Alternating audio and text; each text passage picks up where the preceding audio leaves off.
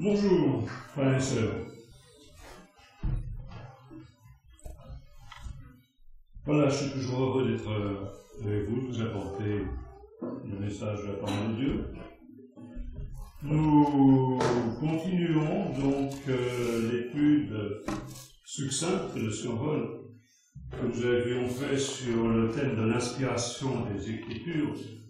Donc nous avions vu ensemble quelques textes de l'Ancien Testament qui témoignaient de l'inspiration des Écritures, de Moïse, des prophètes, de David. Ensuite, nous avons commencé à voir dans les Évangiles ce que les évangélistes disent de l'inspiration des Écritures, ce que Jésus lui-même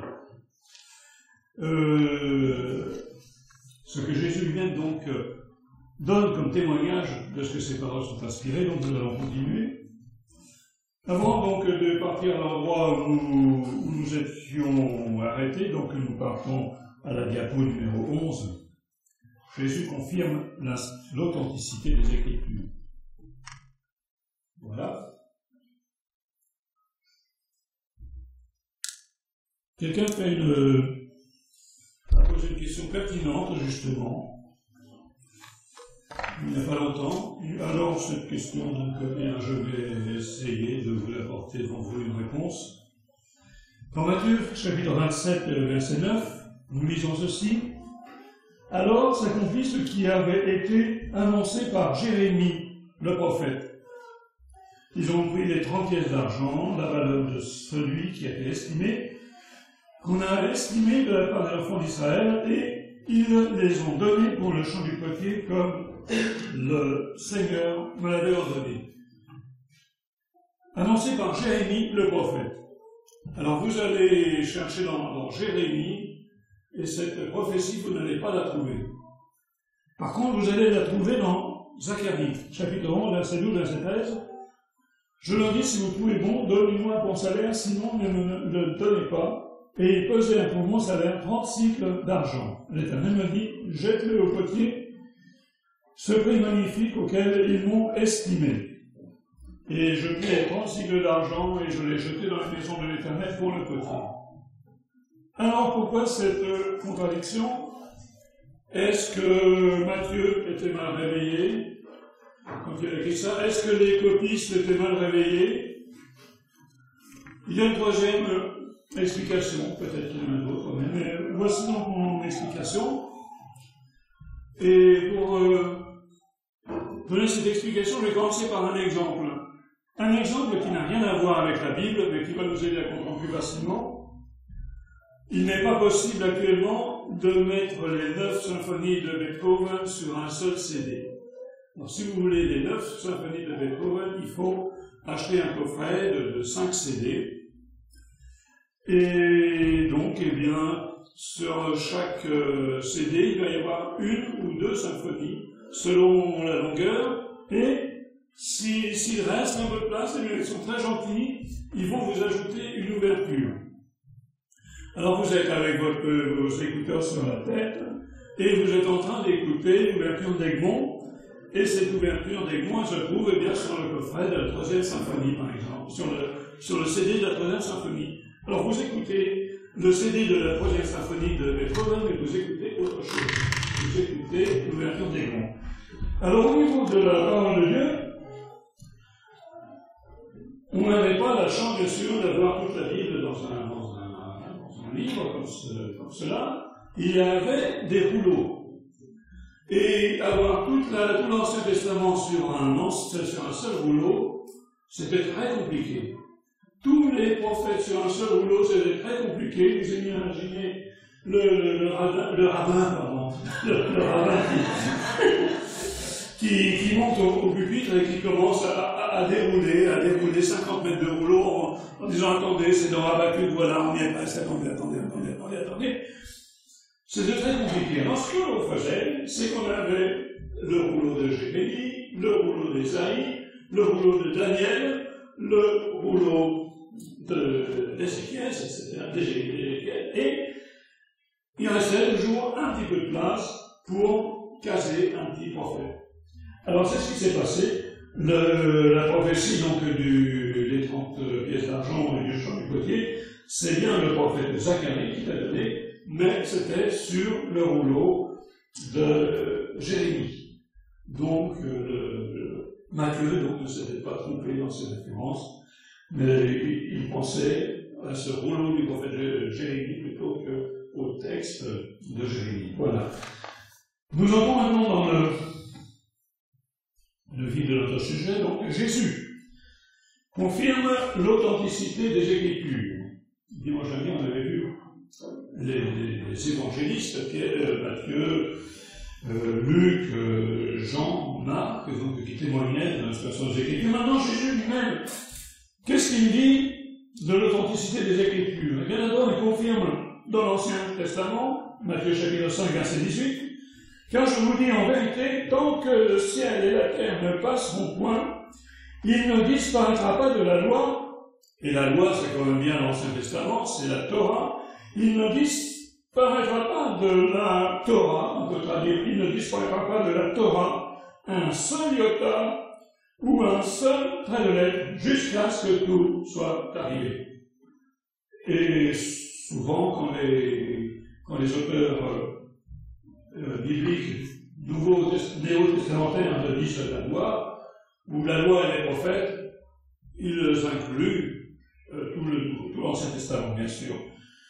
Ensuite, dans Marc, chapitre 12, verset 36, c'est Jésus qui parle toujours, et il dit, David lui-même, animé par l'Esprit Saint, a dit, le Seigneur a dit à mon Seigneur, assieds-toi à ma droite, jusqu'à ce que je fasse de tes ennemis ton marchepied. Donc il cite le psaume 110, verset 1er, il témoigne ainsi que David, quand il écrit ces psaumes, eh bien, il est inspiré, animé par le Saint-Esprit. Concernant le Nouveau Testament, voici ce que dit Jésus en Jean chapitre 16, versets 12 et 13. Jésus dit, « J'ai encore beaucoup de choses à vous dire, mais vous ne pouvez pas les porter maintenant. Quand le Consolateur sera venu, l'Esprit de vérité, il vous conduira dans toute la vérité, car il ne parlera pas de lui-même, mais il dira tout ce qu'il aura entendu, et il vous annoncera les choses à venir. » Voilà donc ce Consolateur, ce Paraklétos, l'Esprit de vérité. Une toute petite parenthèse, les musulmans prétendent que le Paraklétos, le Consolateur, ce n'est pas le Saint-Esprit, c'est mauvais. Fermons la parenthèse. Donc cet Esprit de vérité, ce Consolateur, viendra pour nous conduire dans la vérité, pour confirmer les paroles de Jésus comme étant la vérité. Ensuite, il y a une petite idée.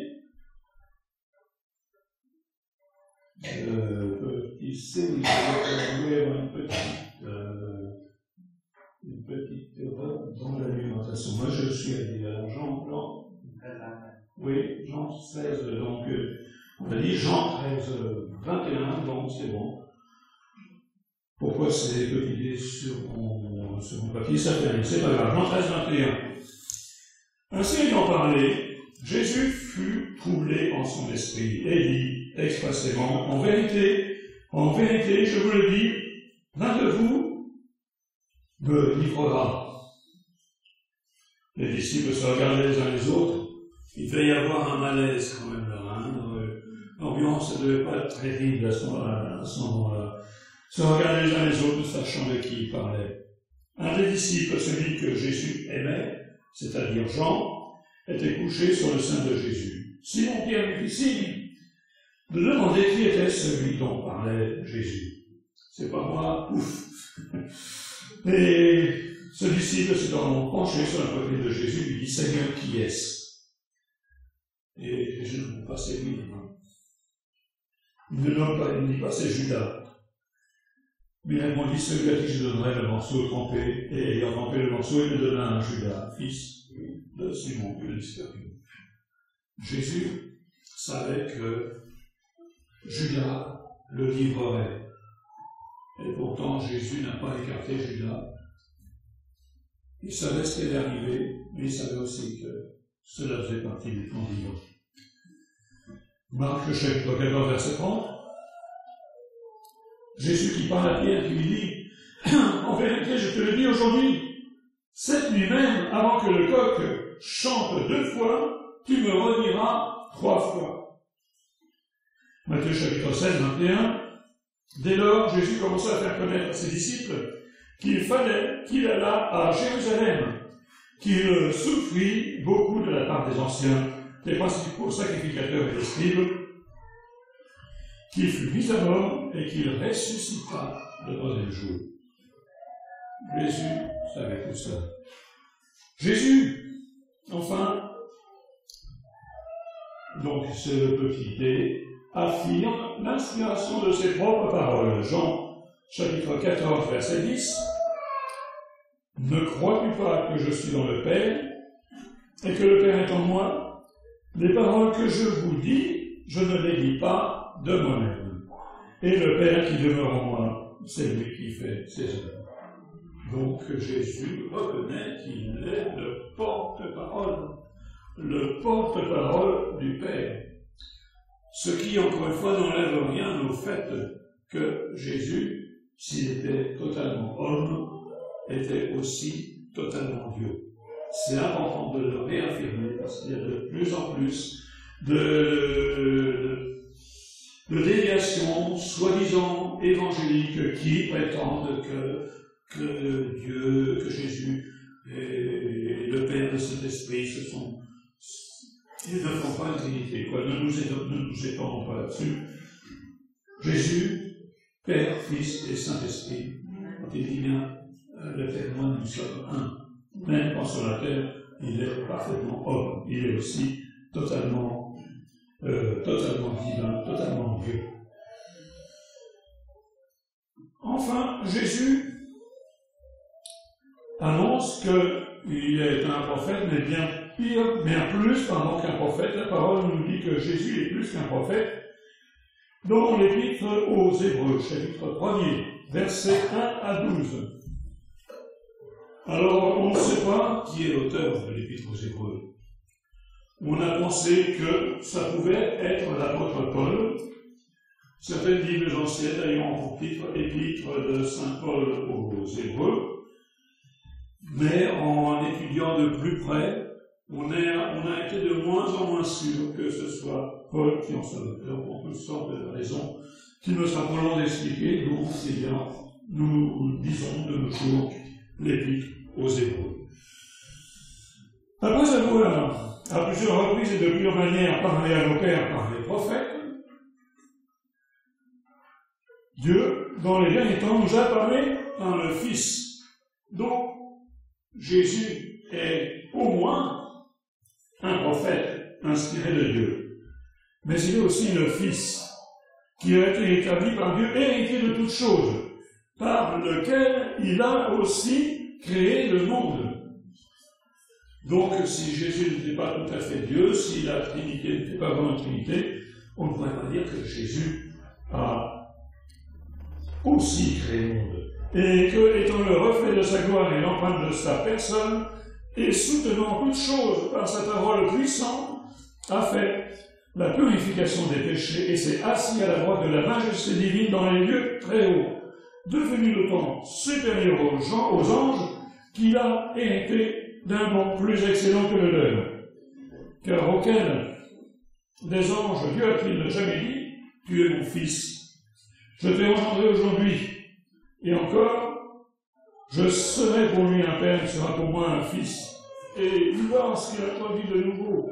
Dans le monde, le premier-né, il dit que tous les anges de Dieu l'adorent.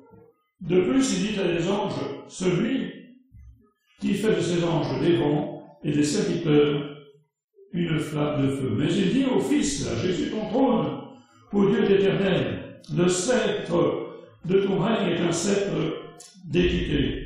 Tu as aimé la justice, tu as haï l'iniquité. C'est pourquoi, ô Dieu, ton Dieu t'a oint d'une huile de joie au-dessus de tes égaux. Et encore, toi, Seigneur, tu a au commencement fondé la terre, et les cieux sont l'ouvrage de tes mains. Ils périront, mais tu subsistes.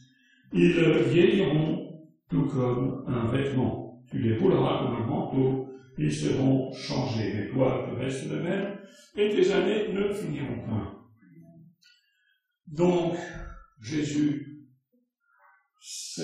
les disciples de Léon disaient, c'est un prophète. Jésus agit comme un prophète, il parle comme un prophète, mais toute la suite de ce texte nous confirme que Jésus est bien plus qu'un prophète. Jésus est le Fils de Dieu. Au commencement était la parole, c'est-à-dire Jésus, et au commencement était Dieu. Nous passons à la diapo suivante. Les apôtres confirment l'inspiration de l'Ancien Testament. D'abord Pierre, et là nous sommes là dans les Actes des Apôtres, quand vous voyez mon cheminement, Ancien Testament, les Évangiles, maintenant nous sommes dans les Actes, ensuite nous verrons les épîtres de Paul, ensuite les autres épîtres, et tout se tient d'Alpha jusqu'à Oméga, de A à Z, de Genèse jusqu'à l'Apocalypse, tout se tient, tout confirme, tout affirme que la Bible est véritablement la parole de Dieu, est véritablement inspirée. Voyons donc dans le livre des Actes des Apôtres, c'est Pierre qui parle, Actes chapitre 1er, verset 16.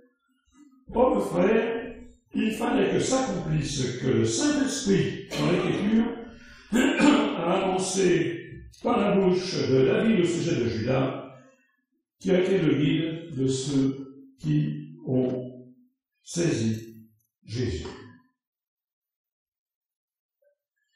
Acte 4, verset 24, et là c'est toujours Pierre qui parle, mais avec Jean. Lorsqu'ils eurent entendu, ils élevèrent à Dieu la voix, tous ensemble, et dirent, Seigneur, toi qui as fait le ciel, la terre, la mer et tout ce qui s'y trouve, c'est toi qui as dit, par le Saint-Esprit, par la bouche de notre Père, ton serviteur David. Pourquoi ce tumulte, c'est dans le psaume 2, pourquoi ce tumulte parmi les nations, et ces vaines pensées parmi les peuples? Et les rois de la terre se sont-ils soulevés, et les princes se sont ligués contre le Seigneur et contre son roi.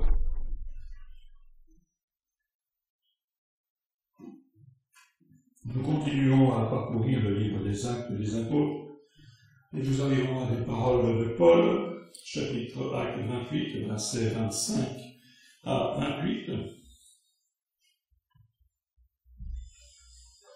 Comme il se retirait en désaccord, Paul n'ajouta que ces mots.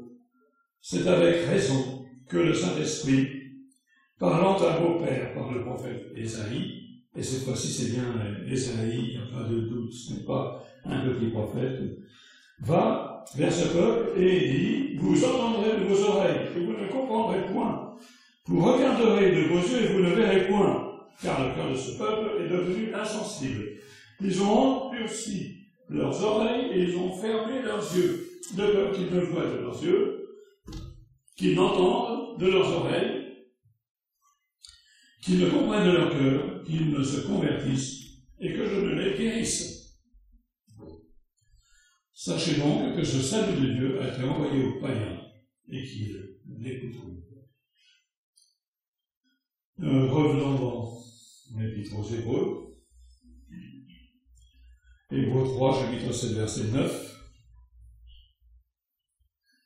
C'est pourquoi, selon ce que dit le Saint-Esprit, aujourd'hui, si vous entendez sa voix, n'endurcissez pas vos cœurs, comme lors de la révolte, le jour de la tentation dans le désert, où vos pères me tentèrent pour m'éprouver, et ils virent mes œuvres pendant 40 ans. Hébreux, chapitre 10, versets 15 à 17. C'est ce que le Saint-Esprit nous atteste aussi. Car après avoir dit, après ces jours-là, dit le Seigneur, je mettrai mes lois dans leur cœur, et je les écrirai dans leur esprit, il ajoute, et je ne me souviendrai plus de leurs péchés, ni de leurs iniquités. L'Épître aux Hébreux, tout comme le livre des Actes, cite constamment l'Ancien Testament. S'ils n'avaient pas confiance, si ces auteurs bibliques n'avaient pas confiance dans la véracité, dans l'inspiration de l'Ancien Testament, eh bien, ils ne le citeraient pas. Ils ne citent d'ailleurs jamais les livres des Maccabées, par exemple, le livre de Judith, le livre de Tobit, parce que les auteurs du Nouveau Testament ne croient pas que ces livres dits apocryphes ou deutérocanoniques, soient inspirés. Donc ils ne les citent pas. Diapo suivante. Que dit l'apôtre Paul dans ses épîtres? Il nous parle d'abord du fondement de l'Ancien Testament. Il cite l'Ancien Testament, Ésaïe chapitre 49, verset 23. Des rois seront tes nourriciers, leurs princesses tes nourrices, ils se prosterneront devant toi, la face contre terre, ils lécheront la poussière de tes pieds, ils sauront que je suis l'Éternel, et la fin du verset qui nous intéresse, et ceux qui espèrent en moi ne seront point confus. Et Paul cite en Romains chapitre 10, verset 11, quiconque croit en lui ne sera point confus. Joël chapitre 2, verset 32, alors, quiconque invoquera le nom de l'Éternel sera sauvé. Alors, selon certaines versions, c'est le chapitre 3, il y a quelquefois des différences dans la numération du verset. Donc, si vous ne trouvez pas le verset 32, cherchez au début du verset 3, et vous devrez, du chapitre 3, et vous devrez trouver, donc, alors, quiconque invoquera le nom de l'Éternel sera sauvé. Le salut sera sur la montagne de Sion à Jérusalem, comme a dit l'Éternel. Et parmi les réchappés que l'Éternel appellera. Et l'apôtre Paul, en Romains chapitre 10, verset 13, cite « Car quiconque invoquera le nom du Seigneur sera sauvé. » Enfin, Ésaïe chapitre 65, verset 1er, « J'ai exaucé ceux qui ne me demandaient rien.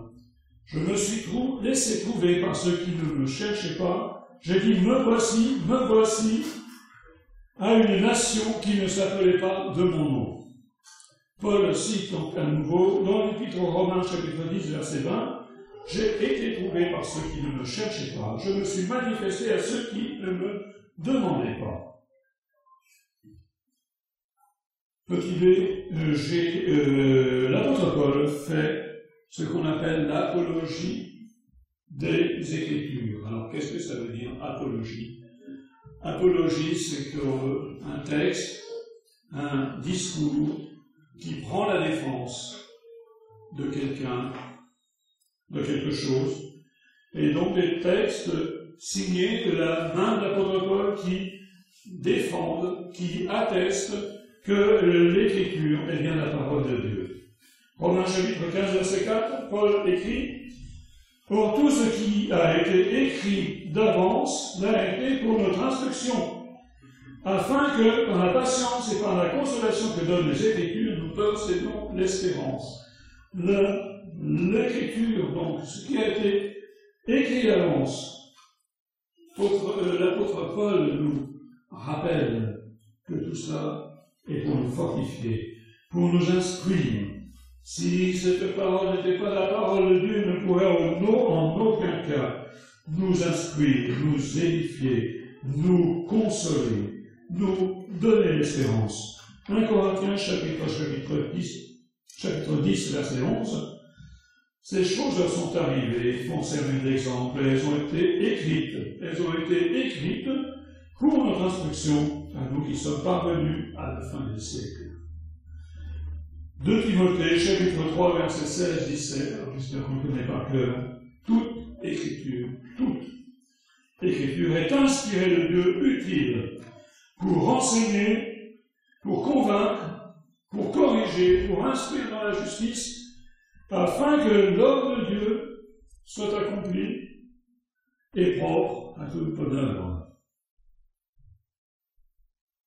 Nous continuons la nouvelle diapositive, voilà. Paul affirme, principalement dans les épîtres aux Corinthiens, Paul affirme l'inspiration de ses propres lettres. 1 Corinthiens 2, verset 13.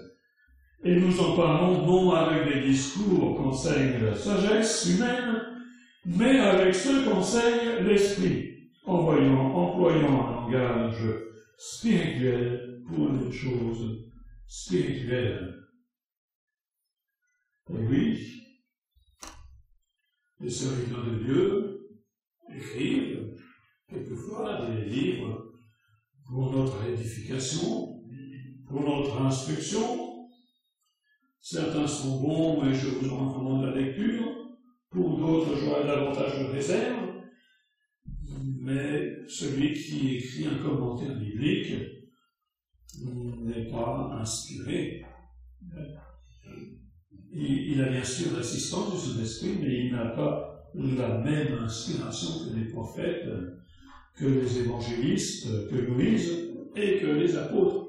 Et l'apôtre Paul le dit bien, ce qu'il a écrit, tout ce qui a été écrit d'abord, c'était pour notre... Voilà, je prends le verset. Et nous en parlons avec les discours, non qu'enseigne la sagesse humaine, mais avec ceux qu'enseigne l'Esprit. L'apôtre affirme que quand il écrit cette lettre aux Corinthiens, que quand il écrit cette lettre aux Romains, il est enseigné, inspiré par l'Esprit. Ce ne sont pas des idées à lui. 1 Corinthiens chapitre 14, verset 37.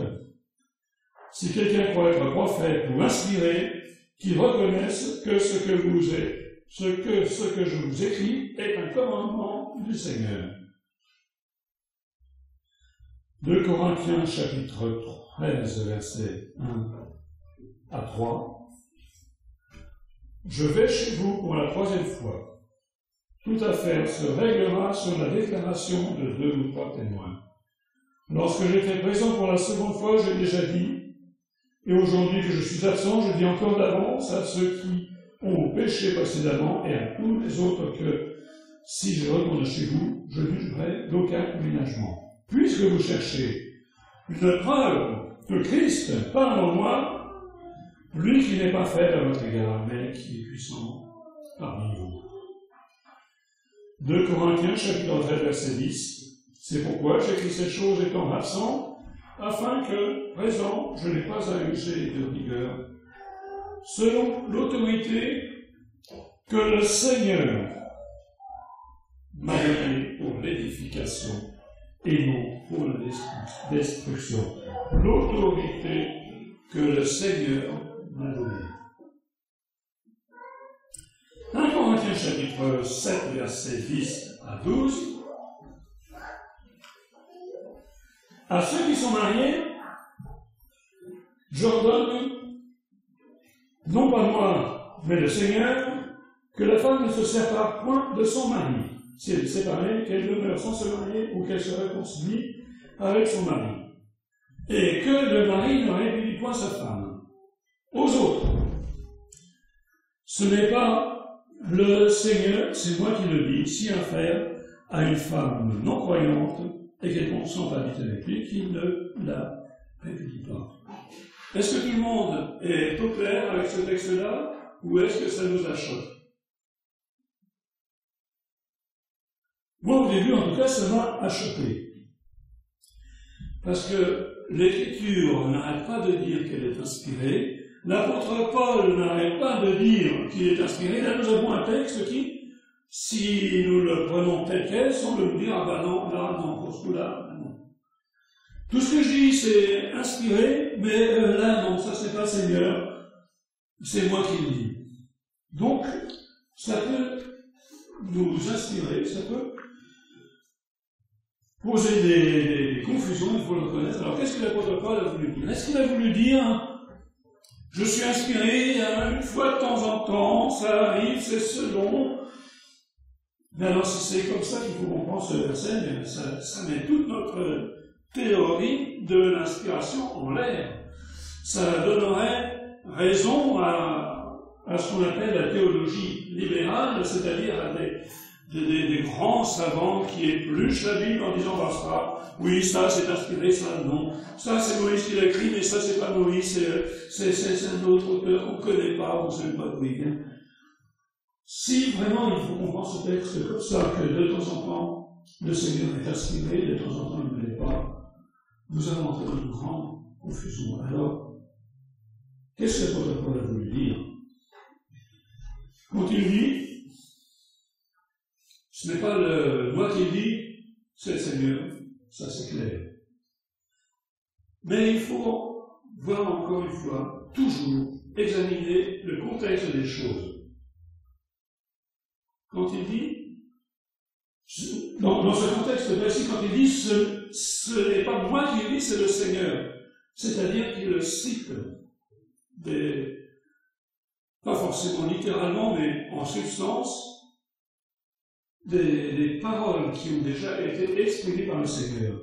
Quand il dit, ce n'est pas le Seigneur c'est moi qui le dis, c'est-à-dire qu'il ne cite pas une parole ou une pensée puisée dans l'Ancien ou dans le Nouveau Testament.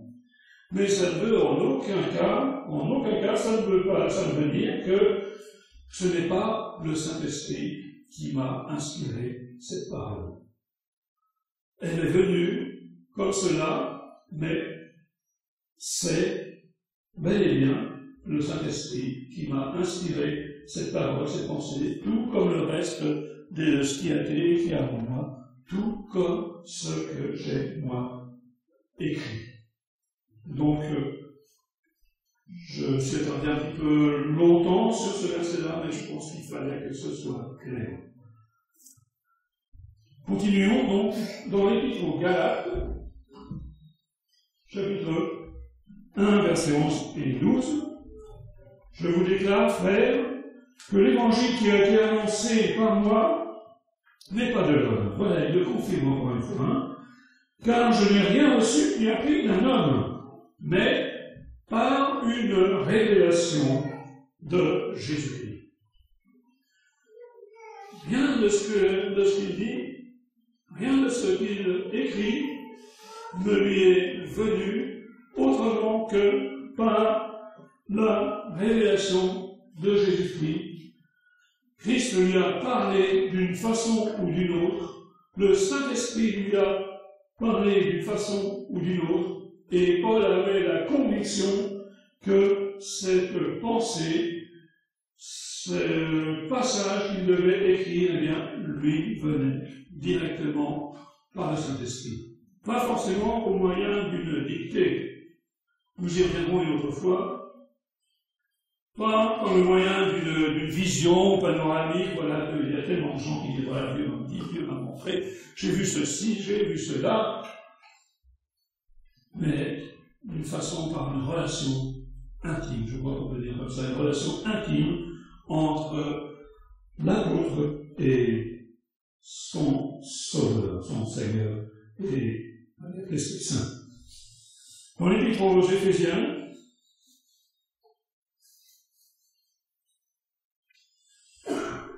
Éphésiens chapitre 3, versets 3 à 6. Si du moins vous avez appris quelle est la dimension de la grâce de Dieu qui m'a été donnée pour vous, c'est par révélation que j'ai eu connaissance du mystère sur lequel je vais l'écrire en peu de mots. En le lisant, vous pouvez vous représenter l'intelligence que j'ai du mystère de Christ. L'intelligence, ça veut dire la compréhension. Il n'a pas été manifesté aux fils des hommes dans les autres générations, comme il a été révélé maintenant par l'Esprit aux saints apôtres et prophètes de Christ. Enfin, dans les Épîtres aux Thessaloniciens, 1 Thessaloniciens chapitre 4, verset 15, voici en effet ce que nous vous déclarons d'après la parole du Seigneur. Nous les vivants, restés pour l'avènement du Seigneur. Nous ne devancerons pas ceux qui sont morts. 2 Thessaloniciens chapitre 3, verset 6. Nous vous recommandons, frères, au nom de notre Seigneur Jésus-Christ, de vous éloigner de tout frère qui vit dans le désordre et non selon les instructions que vous avez reçues de nous. Dans les épîtres à Timothée, il y a un verset incontournable. Voilà. Toute écriture est inspirée de Dieu et utile pour enseigner, pour convaincre, pour corriger, pour instruire dans la justice, afin que l'homme de Dieu soit accompli et propre à toute bonne œuvre. Voilà, donc ces 3 références-là, je ne sais pas pourquoi elles sont sur cette diapositive. Ça fait rien.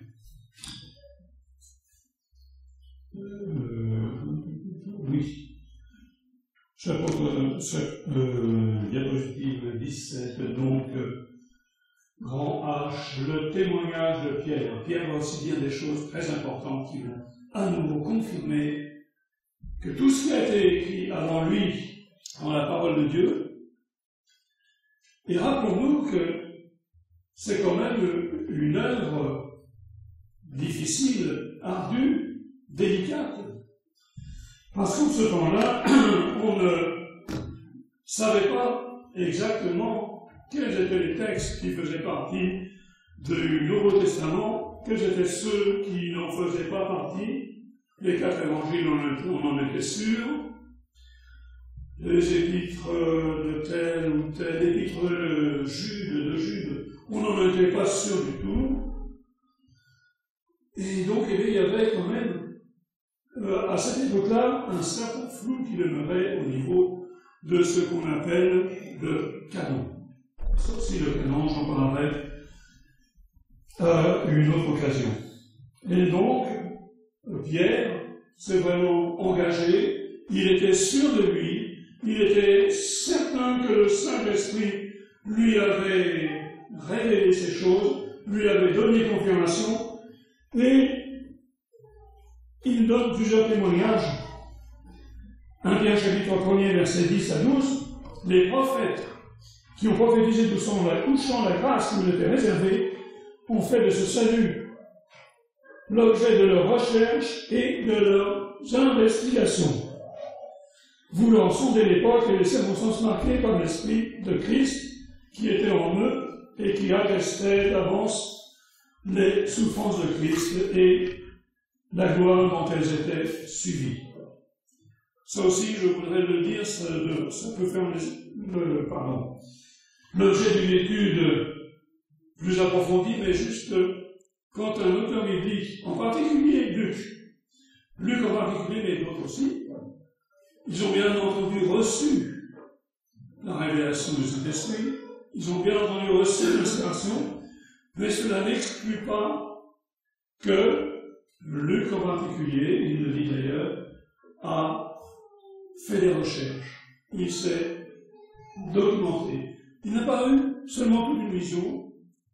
En plus de la vision, il a fait un effort personnel, et d'autres auteurs bibliques pareils, pour compiler la parole de Dieu. Donc il y a plusieurs manières, et ça j'en parle pas aujourd'hui, par lesquelles Dieu a communiqué sa parole aux prophètes, et aux apôtres. Il leur fut révélé que ce n'est pas pour eux-mêmes, mais pour vous, qu'ils étaient les dispensateurs de ces choses que vous ont annoncé maintenant ceux qui vous ont prêché l'Évangile, par le Saint-Esprit envoyé du ciel et dans lequel les anges désirent profiter, plonger des regards. Dans sa deuxième épître, Pierre va dire ceci. D'abord, il doit confirmer à nouveau l'inspiration des prophètes. 1 Pierre chapitre 1er, verset 19-21. Et nous tenons vraiment compte, d'autant plus certaine la parole prophétique, à laquelle vous faites bien de prêter attention, comme à une lampe qui brille dans un lieu obscur, jusqu'à ce que le jour vienne apparaître et que l'étoile du matin se lève fait dans vos cœurs. Autrement dit, le retour du Seigneur. Sachant tout d'abord vous-même qu'aucune prophétie de l'Écriture, et là il est bien précisé, aucune prophétie de l'Écriture. Parce qu'il y a confusion dans certains milieux entre ceux qui disent à tort ou à raison qu'ils ont un don de prophétie, etc.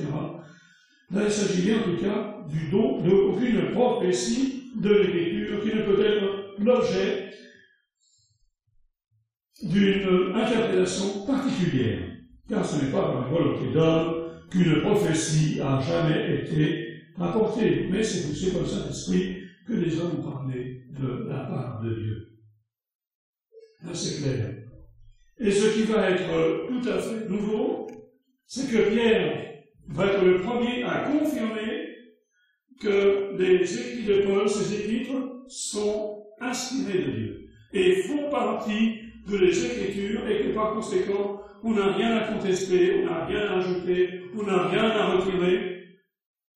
Voici ce que Pierre dit dans sa deuxième épître, chapitre 3, verset 15. Croyez que la patience de notre Seigneur est votre salut, comme notre bien-aimé frère Paul vous l'a aussi écrit, selon la sagesse qui lui a été donnée. C'est ce qu'il fait dans toutes ses lettres, où il parle de ces choses, dans lesquelles il y a des points difficiles à comprendre, dont des personnes ignorantes et mal affirmées tordent le sens, et écoutons bien ce petit bout de phrase, comme celui des autres Écritures, pour un propre vie. Donc, Pierre témoigne ainsi des Épîtres de Paul, et il le dit en parlant des Épîtres de Paul, qu'ils font partie des Écritures. Les lettres de Paul, ainsi que le reste des Écritures. Donc pour Pierre, c'est clair, Paul est bien un auteur inspiré par le Saint-Esprit. Et nous conclurons notre étude, qui nous a pris 3 ou 4 dimanches, je ne sais plus, 4. Sanctifie-les, Jean chapitre 17, verset 17, sanctifie-les par ta vérité, ta parole est la vérité. Deutéronome chapitre 4, verset 2, vous n'ajouterez rien à ce que je vous ai prescrit, et vous n'en retrancherez rien, mais vous observerez les commandements de l'Éternel votre Dieu tels que je vous ai prescrits. Voilà un avertissement déjà pour les lecteurs de l'Ancien Testament. Pour les lecteurs du Nouveau Testament, un avertissement de Dieu. Apocalypse chapitre 22, versets 18 à 19. Je le déclare à quiconque entend les paroles de la prophétie de ce livre. Si quelqu'un y ajoute quelque chose, Dieu le frappera des fléaux décrits dans ce livre. Si quelqu'un retranche quelque chose des paroles du livre de cette prophétie, Dieu retranchera de sa part l'arbre de vie, et de la vie sainte décrit dans ce livre. Il y a eu des tentatives d'ajouter, de retirer. Cette parole de l'Apocalypse ne concerne pas seulement l'Apocalypse, comme certains l'ont dit. Oui, d'accord, oui, si quelqu'un entend les paroles de la prophétie et ajoute quelque chose, c'est l'Apocalypse. Donc les autres passages de la Bible, on peut en retirer, ou en retrancher, non. Deutéronome, Apocalypse, la parole de Dieu nous dit, cette parole est sacrée. On ne peut pas en retirer quoi que ce soit. On ne peut pas y ajouter quoi que ce soit. Vous savez ce qu'a fait Joseph Smith, le fondateur des Mormons. D'abord, il a écrit le livre des Mormons, il a prétendu que c'est inspiré, mais il s'est permis, M. Joseph Smith, de retirer de la Bible le livre du Cantique des Cantiques. Ça ne lui plaisait pas, il l'a retiré. Par contre, il a ajouté, dans le livre de la Genèse, je crois, quelques versets, une petite prophétie, voici dans les derniers temps, j'enverrai Joseph, mon serviteur, il nous annoncera la vérité, etc. Donc, il s'est permis d'ajouter un texte dans la Bible qui permettait de faire croire, d'affermir que Joseph Smith était véritablement un serviteur de Dieu. Rappelons-nous que la Bible, telle qu'elle nous est donnée, nous a été donnée sous sa forme définitive. Nous avons eu Moïse. Et d'ailleurs, Jésus dit à un moment, vous avez Moïse et les prophètes, écoutez-les, ils ont eu Moïse et les prophètes, qui les écoutent? Nous n'avons pas besoin maintenant de prophètes, d'apôtres, qui vont ajouter leur grain de sel, qui vont modifier, qui vont corriger, qui vont mettre au bout du jour, qui vont discerner, qui vont découper la Bible, qui vont la hacher en morceaux comme un salami pour retirer les tranches qui leur plaisent pas, qui sont trop grosses, qui sont trop fines. Non, notre Bible, mes amis, mes frères et sœurs, notre Bible, c'est véritablement la parole de Dieu. S'il y a quelque chose qui ne n'est pas dit, c'est que nous n'avons pas besoin qu'on nous le dise. On n'a pas besoin d'y rajouter. Voilà, je vais m'arrêter là. Que Dieu vous bénisse. Merci de votre attention. Nous te remercions, Seigneur, parce que tu nous as donné ta parole. C'est un don précieux. C'est un don merveilleux. Sans ta parole, que saurions-nous, Seigneur Jésus, de ta volonté, de ton amour, de ta grâce, de ta loi, de tes commandements? Nous serions obligés de fabriquer notre propre religion selon nos propres idées, et des religions fondées sur les idées de l'homme ne mènent jamais au salut. C'est pourquoi, Seigneur, merci de ce que tu nous as tout donné, de ce que tu nous as tout donné, de ce que tu nous as donné l'intelligence pour comprendre, et fermer aussi l'intelligence à ceux qui refusent de comprendre. Merci, Seigneur, parce que nous avons une certitude que ta parole qui a été faite chair pour notre sauver, eh bien, c'est la vérité. Nous voulons la croire, Seigneur. Même les choses difficiles, même les choses qui vont à l'encontre de nos raisonnements et de nos philosophies, nous voulons, Seigneur Jésus, de la croire dans toute son intégralité, Seigneur Jésus. C'est un don merveilleux que nous avons reçu. Amen.